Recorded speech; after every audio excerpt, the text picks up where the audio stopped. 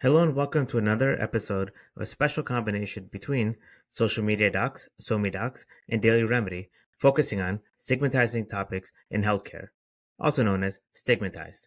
Today we're here with Dr. Sodaitis, board-certified pediatrician who transitioned from academic medicine to health plan leadership in 2013. Dr. Sodaitis is a certified life and weight coach with advanced certifications in physician coaching, leadership coaching, and deep dive coaching. Her coaching practice is focused on physicians who have a neurodivergent and neurodevelopmental diagnosis such as ADHD, autism, and dyslexia. And with that, I'd like to welcome Dr. Sodaitis. Good to be here. Before we begin and really delve into the issue at hand, can you provide a bit of context around what is neurodiversity and neurodivergent thinking among physicians and why it's so prevalent yet underrepresented? Yeah, so neurodiversity is a term that it implies that all brains function on the spectrum of normal. Some of us have areas of difficulty more difficulty than the majority of the population, and others and many of us have areas where we do much better, that we are much more gifted in that area than the majority of the population.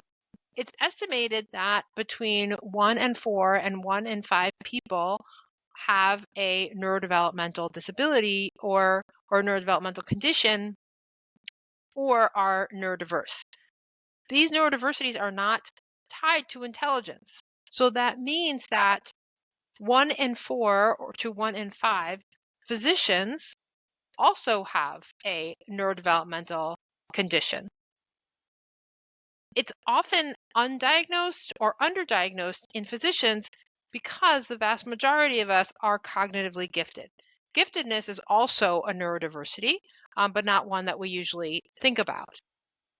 But because we are generally highly intelligent, we are able to sustain and to do well in school and in life because of that intelligence. It's okay if we don't pay attention in class all the time because we don't have to hear that same information over and over again in order to retain it. So That's many interesting. physicians are diagnosed in residency, in medical school, and even beyond. So let's talk about the concept of diagnosis among neurodivergent, neurodiverse physicians. You mentioned many are diagnosed in medical school, in residency, and even later in their careers. But I'd also have to imagine that there's a substantial population that choose not to get diagnosed or perhaps sweep these symptoms under the rug. Talking about your experience in dealing with these two categories of those who choose to get diagnosed and deal with their diagnosis, and those who perhaps may want to sweep it under the rug, or for lack of a better term, perhaps not recognize the symptoms for the condition that it really is. Yeah. Yeah. So the first group of people are the people who start to recognize that the difficulties they're having do fall under a condition. Or what happens often is that, parents have children that are having issues, and they seek a diagnosis, and they see, oh, my child has these characteristics. They were diagnosed. I have the same thing. Maybe I have that diagnosis. And many people, when they seek that diagnosis, they feel very validated because now so much of what they experienced in childhood and even in adulthood makes sense. It's no wonder I can't get the laundry folded. It's no wonder I can't stand these particular smells, or I have difficulty with transitions, right? That all makes sense. And so they can move forward with targeted interventions to help them with those specific difficulties. Now, because we all went through medical school and because we have been taught that these are diagnoses, that these are problems, this is an illness. So many people don't want to admit that. They don't want to admit that they have OCD or that they have ADHD, that they see that as a diagnosis and they would prefer to, ignore it or be in denial than actually admit that. There's the last smaller group of people, and those are the people who seek a diagnosis because they're having difficulty, whether it's academic or interpersonal. And that is when they are highly encouraged by either their school or their workplace to seek a diagnosis and as a way of answering questions about difficulties they've been having. In the world of medicine, particularly in today's healthcare, there's always this litigious and politicizing veneer where physicians may feel ashamed or uncomfortable discussing these types of issues because it may appear as if they are less than competent physicians, or perhaps it may give somebody a reason to file a complaint. Uh, Given the nature of healthcare today and just many of the difficulties we face as physicians, can you imagine how it would be possible for physicians to just want to discuss this, knowing potential ramifications that they could face? Yeah, I mean, I think that there's a greater risk of ramifications if you don't address it. And that doesn't mean you have to disclose it to your workplace, but at least get the information for yourself. Because this is not, so these conditions don't just suddenly appear, they've always been there. So a person with autism who has some difficulties with interpersonal skills, having that diagnosis doesn't change who they were. They've always been that person. But now they can get targeted interventions to help them and actually might even help their patient interactions and their interpersonal interactions. And they can avoid those, whether it's an issue from a patient or a report to the medical board or a difficulty with hospital or clinic administration. They don't have to disclose. I think a lot of physicians are really worried about disclosing these diagnoses to their HR department. They can still get intervention and even medication or treatment if necessary without disclosing to their workplace. How would that work at a practical standpoint? Where suppose you have a condition, you choose to act upon that condition, and you obtain a diagnosis. Now there's medical records, there's quote unquote documentation of it. Something happens in the workforce, something happens with the patient, things are brought to light. Many physicians would see this as a liability. And I'm not saying that's right and I'm saying that's wrong, but how can you explain to physicians, particularly the medical community as a whole, that addressing neurodivergent thinking and the neurodiversity of thought as a diagnosis and something to address in the open wouldn't create a liability in their minds? Yeah, I mean, I think that this really speaks to our own stigmatization of these conditions, that we think that this is a liability, that having, ADHD is a problem and that patients will see it as such. I mean, the same as other mental health medical records being private and often behind a paywall, some of these diagnoses may also be. So the likelihood of, I think the risk is really low of the likelihood of this being disclosed. I mean, this is still private personal health information. And again, I would say that any medical diagnosis, untreated, is going to have a worse outcome than that condition treated.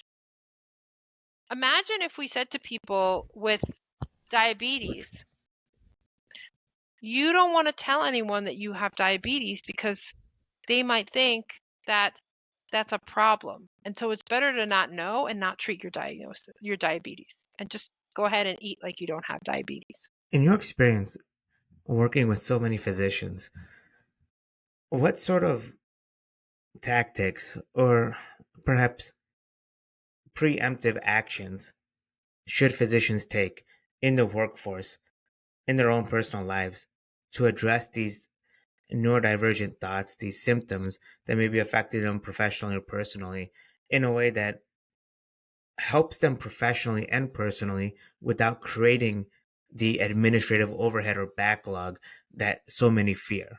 Are there certain techniques or approaches that you would recommend? Yeah, absolutely. I mean, obviously, as a coach, as someone who coaches people with neurodiversity, I would definitely seek help. You don't have to have a diagnosis, but if there's a particular area, it's helpful because I really like the neurodevelopmental testing because it really hones down to where your strengths are and where your difficulties are. If you have difficulty with short-term memory, then you know that the interventions that you need to that your interventions need to target your short-term memory. And it's pretty hard to improve that, but you can come up with techniques to help to augment your short-term memory and to support that those difficulties with short-term memory. So working with somebody that can help to come up with ideas. There are so many, you know, I'm hesitant to give you sort of like one thing that somebody can do because it really depends on where their difficulties are. I'll give you an example from somebody that I worked with that had autism. And when we realized that taking the subway, this person took the subway to work. And taking the subway to work was a sensory overload for her. Like, I mean, it and her body would react to that by sort of shutting down for 30 to 60 minutes after she got to work. So knowing that, she could plan her day. There are times when I have to take the subway to work, and when I do, I have to plan my day when I get to work so that I have that ability to calm my nervous system down. And sometimes that's times and sometimes that's technique. But if I don't have to take the subway to work, if I actually and if I remember correctly, she lives in Manhattan and it could be 40 blocks. But she said, if I don't have to take the subway to work, I would rather walk those 40 blocks and get to work with my nervous system in a better in a better state and hit the ground running. But that wasn't every day. So working together, we were able to figure out, ways that she could plan her day and plan basically her best mode of transportation to get to work. And kudos to you for having that insight and, more importantly, that empathy to deal with physicians at a certain level that most would be uncomfortable discussing. But often, many physicians work in large healthcare systems, work for a corporate overlord. So you have the administrator, you have the regulator. So while many of these conversations are physician to physician, very clinical in nature, very clinical in understanding, the CEO, the administrator, may be profit driven. The regulator may be litigious in nature. How do you have these conversations, or should you have these conversations with those entities, knowing that they play a big role in your overall workforce? I don't think that those are conversations to have with the CEO or any of the people. The first place is always to go to if you trust your manager, chief medical officer, whoever the next person you report to is, if you trust them to come up with an accommodation for you and to go to bat with you, then that would be probably the best first step. But if not, then I would go straight to HR. Now, in order to go to HR, you do have to have a confirmation and a diagnosis. And that is one of the only reasons I actually don't, despite what I said earlier, I don't always recommend that people get an official diagnosis. You can just say, you can know that you have ADHD, and unless you need an accommodation or are looking for medication, All of the interventions that help people with ADHD will help you regardless of whether or not you've got a piece of paper with an ICD-10 code on it. Now, if you do want to go to HR, you need to have that paper. And then, because most of these conditions are protected under the American for Disabilities Act, HR is obligated to provide reasonable accommodations. Reasonable accommodations for somebody might be, uh, the CEO wants you to see 30 patients a day, but because you have difficulty with task switching, then it's really not conducive for you to see 30 patients a day, but you probably have to see more than 15.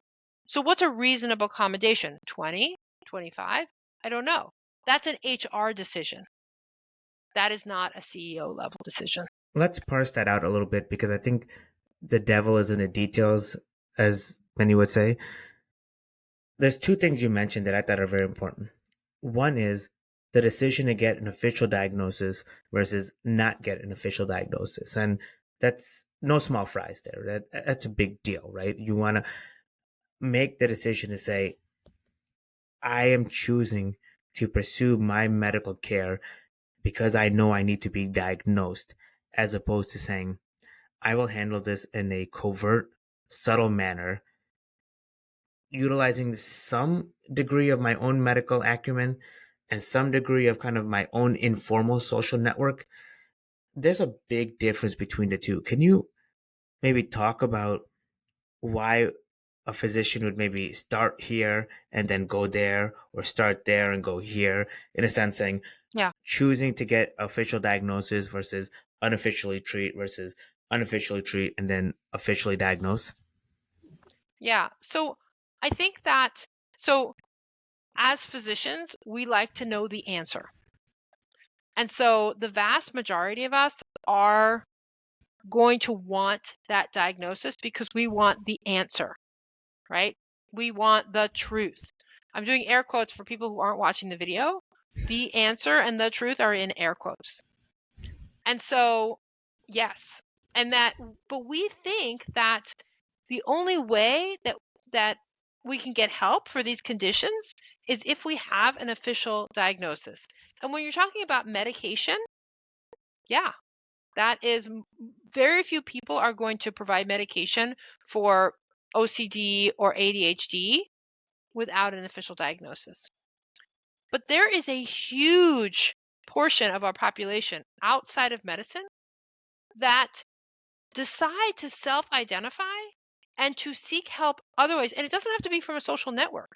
There are plenty of resources for people with, fill in the blank neurodiversity, dyslexia, dysgraphia.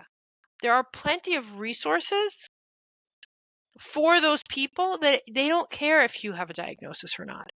They are willing to, and there's no harm in trying. Oh, I'm going to try this technique and see if it works for me. If it doesn't, I'm going to try something else.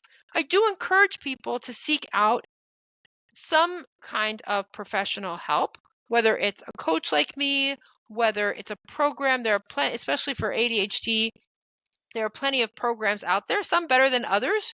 You have to use your best judgment. But the truth is that the people who diagnose you aren't the people that are going to be helping you. The physician who diagnoses you with ADHD is not the physician who is going to help you with the executive functioning skills that you need. Like the people who come to me that feel validated, I often hear this phrase. It's like, I understand why I have difficulty getting out the door in time, but I still can't get out the door in time. They don't have the skills. So it doesn't matter what the diagnosis is. In my opinion, for that person, it might be really important. What matters is having somebody that can help you to acquire the skills that you need to support the areas where you're having difficulty. Well said.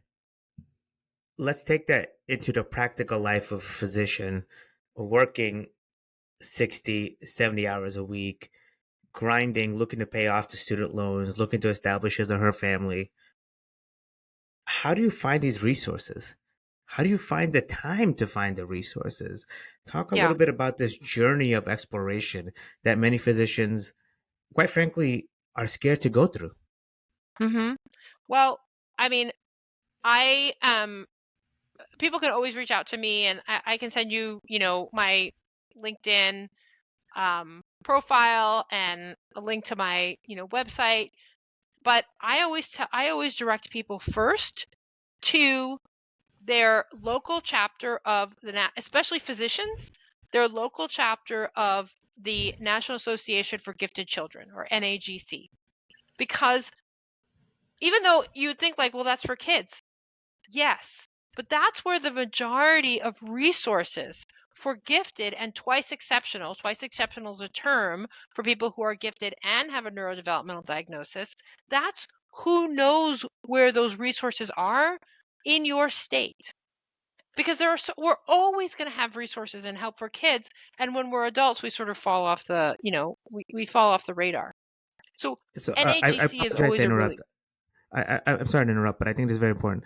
Um, these resources are available at the state level. Could you just repeat where the physicians could get resources or find help? If you don't mind repeating that one more time, please. Yeah. So there's a state chapter. Most states have a local chapter of the NAGC, National Association of Gifted Children. There is also there's Attitudes website, which is for ADHD, ADD Etudes.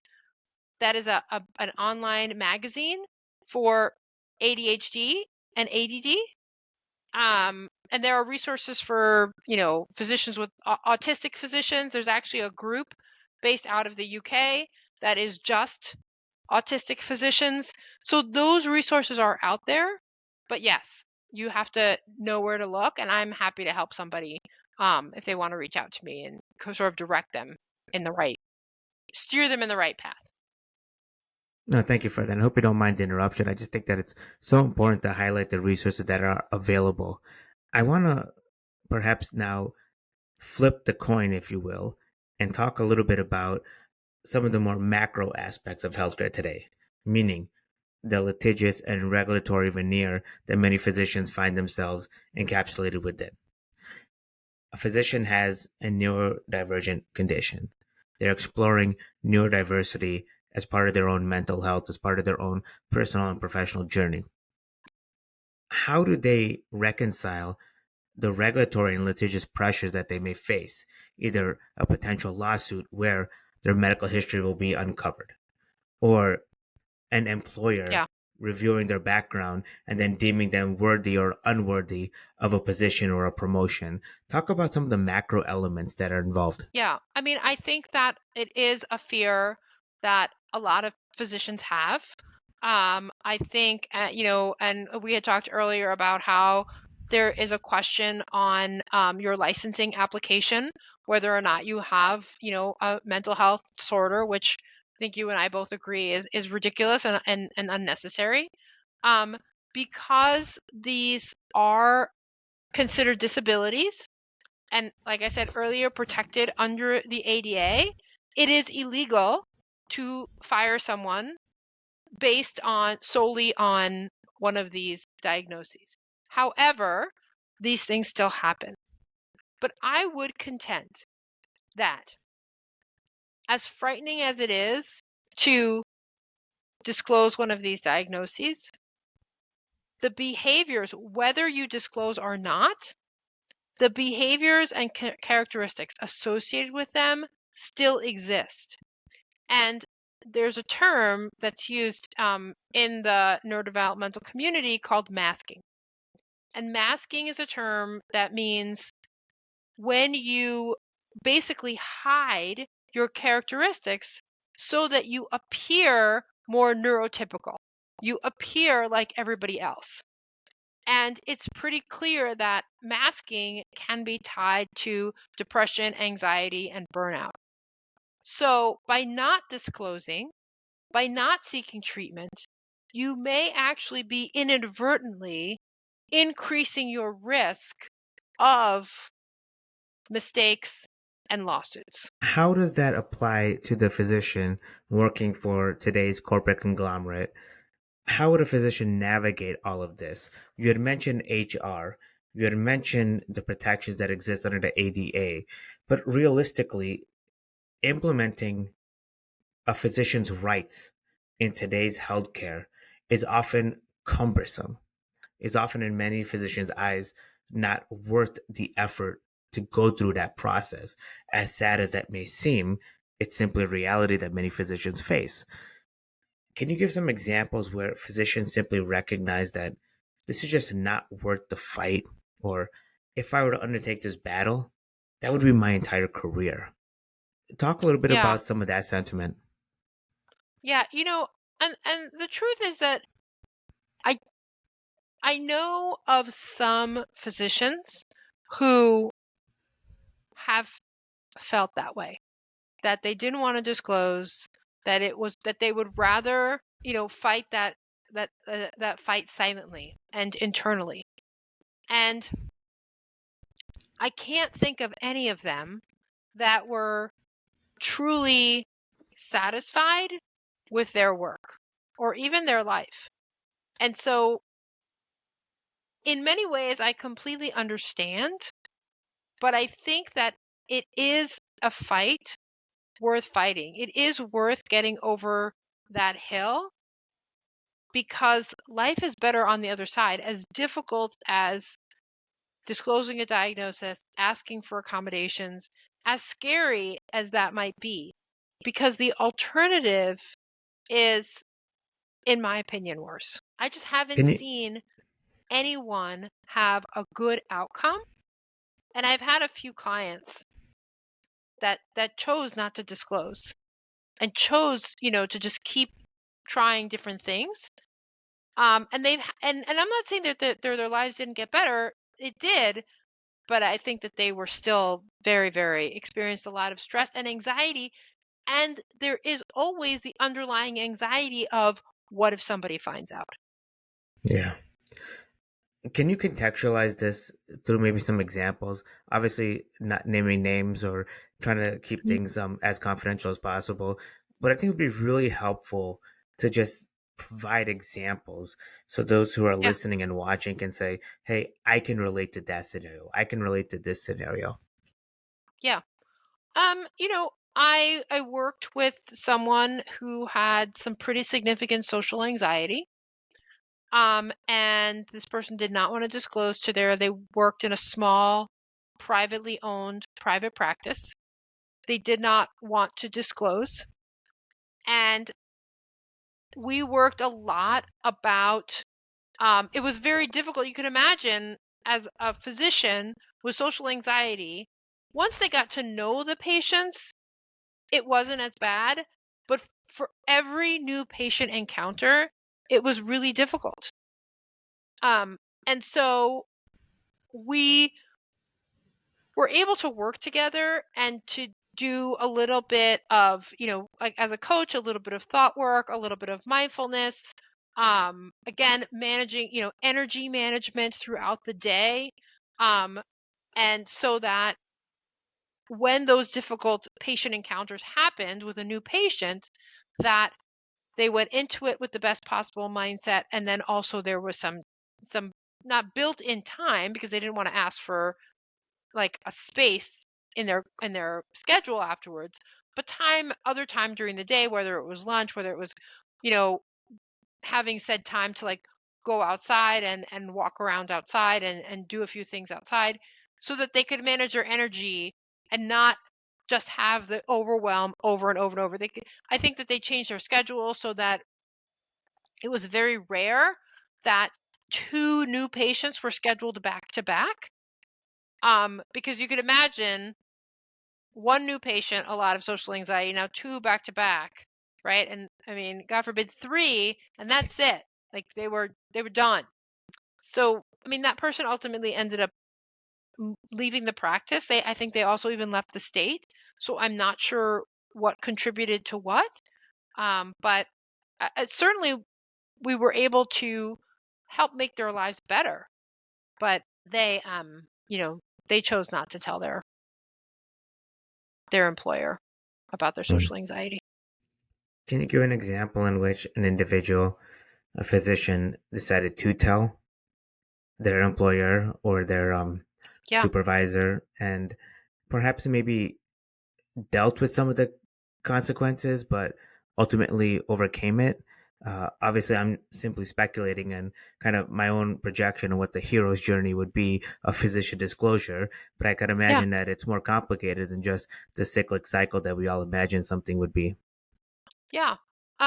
So I worked with somebody who had has ADHD, and this person had the opportunity. They're actually a radiologist, and so they had the opportunity to work from home, but their employee, their manager, because they worked for a large corporation, I think it was an academic health center, didn't really want them to work from home, and that one day was their accommodation. And so we, with disclosing the diagnosis, and then there was also some underlying anxiety, and also some of that anxiety was also perpetuated by a toxic work environment around one particular person. So there were a lot of issues that all came together.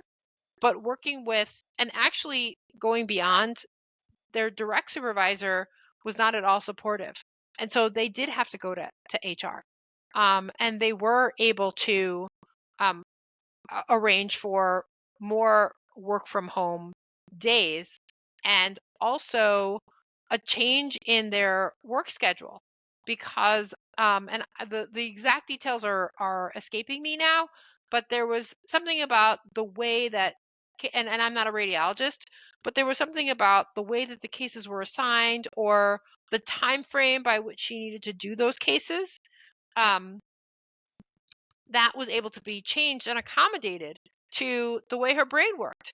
Many people with neurodiversity, you know, don't, and not only with neurodiversity, like many of us don't work best in a typical 9 to 5 day. I mean, that 9 to 5, construct of a day was built with factory workers in mind, not Yeah. physicians. Yeah. British manufacturing style. I want to touch a little bit about this uh, concept of HR and a physician's relationship to it, because we talked about a few examples already where physicians should leverage HR. It takes a certain personality type, or at least a certain pressure as a physician to want to go to HR, not the least of which you will then be labeled as that physician who went to HR, for lack of better contextualization. And forgive me for being crude about it, but I think that's a reality that many physicians face. There is a stigma of being a physician and going to HR. Yeah, it takes a I lot of say strength. undoubtedly, but I also know that healthcare is unbelievably complex, and there are many ways in which a physician's life within a healthcare system can be made difficult with HR or without HR. Can you talk a little bit about navigating that landscape of utilizing HR appropriately, where you're not labeling yourself as the HR physician and you're not putting yourself in harm's way where your job becomes more difficult? And I don't know the answers. And quite frankly, I don't even know how to contextualize the question correctly because it's such a cumbersome topic. So I would like you to perhaps explain a little bit about all the complexities of a physician's relationship with HR and how that affects just the macro and micro of their professional life. Yeah, I mean, I think as physicians, we are not accustomed to working with HR beyond signing the contract. We work with HR when we get recruited to sign our initial contract, and that's it. And if we work for a small private office, like, there may not even be an HR. We're really talking about large corporations. And yet I think that as a group, we don't like to stand, we do like to stand out, but not negatively. We want to stand out because we're the smartest person in the room. We don't want to stand out as a troublemaker. And I don't think anybody does, but I think really physicians, because we have that sort of, drive, we really don't want to be a troublemaker. So I don't know how to help physicians who, I don't have a specific answer for physicians who are like, oh, I don't want to be that doctor that goes to HR. I can understand that. But then you're that doctor that is always behind on their charts. And then you're that doctor that has a lot of bad reviews because they, talk over their patients. So it's up to, we sort of have to choose what's harder. And I'll just go back and say, you don't have to go to HR. If you know that you have some interpersonal relationship skills, or you have difficulty with, addressing, identifying certain cues, then, social cues, then find a coach, find someone that's going to help you. So I don't know if this may be a little bit of a tangent, but I find it really, I find it applicable. So I don't know if you've ever seen the show Love on the Spectrum. It's on Netflix, and I watched it for the first time a few months ago. I don't have Netflix, but I was at my mom's house and she has Netflix, so I was like, oh, let me watch this. And what was fascinating to me was it's a dating show that follows people with neurodevelopmental disabilities, mostly autism, that follows them around on these dates. And you could see and you could tell what they had practiced, that they had practiced asking questions of the other person, that they had practiced pausing and waiting for an answer. And sometimes that's what it takes, but you need help to do that. Well said. In the remaining time that we have, I want to transition and talk a little bit about the help and the resources through life coaches like yourself for physicians with neurodivergent thoughts, neurodivergent conditions, and those who may find themselves on a neurodiversity spectrum. When does a physician realize that he or she should get help? Because I think that's a question that many people don't quite understand. Like, when is a thought not just a thought? And when is a pattern of behavior not just a pattern? I mean, it's when it causes you significant stress, and significant is subjective, right? When it causes you stress in your life or in your workplace, and you just are looking for a tool to help you address that, right? I talk about, one of my clients came to me. Again, it was like, I got a diagnosis. I have ADHD. I don't like the medications. I'm ashamed of my house. This is a really common issue. They can't. There are dishes in the sink. There's laundry piled up. The kids' rooms are a mess. I can't have anybody over. And so they might come to a coach like me, and I'm like, okay, let's see if we can create some systems. Maybe you need to hire somebody. Maybe you need to create a system. One of my favorites that we came up with is laundry doesn't have to be folded. Put everybody's laundry in a basket. It goes in their room. And she had teenagers. It goes in their room. They can choose to put it in the closet. They can put it, and laundry does, and it's away, and it's not sitting on your couch, and you can have people over. And it worked fantastic for them. So it can be something as simple as that, or it can be, I can't get my charts done, or I worked with somebody who was up regularly until 2 a.m. working on charts. And the problem was that then she was having disciplinary issues at work because she overslept, because she couldn't wake up in the morning. So we had to address sleep, and we had to address how to get the charts done. Dr. Sodaitis, thank you so much for this conversation. Can we conclude by perhaps letting the audience know how they can get a hold of you how they can leverage your resources and perhaps even utilize your services if appropriate. Yeah, absolutely. So the best place to find me is on LinkedIn. Just I'm the only Crystal Sodaitis out there. And I'll give you a link to that. And we're connected on LinkedIn, so you can add that. My website is neurodiversedocks.com. And I'll also link to, I've got a free short ebook that I call Neurodiversity 911, which is, 5 steps to, if you are identifying, beginning to realize that you have neurodiversity, 5 steps that you can take right now to just help feel better and help improve your mindset around it. Well said. And that, Dr. Sodaitis, thank you so much for your time. You're welcome.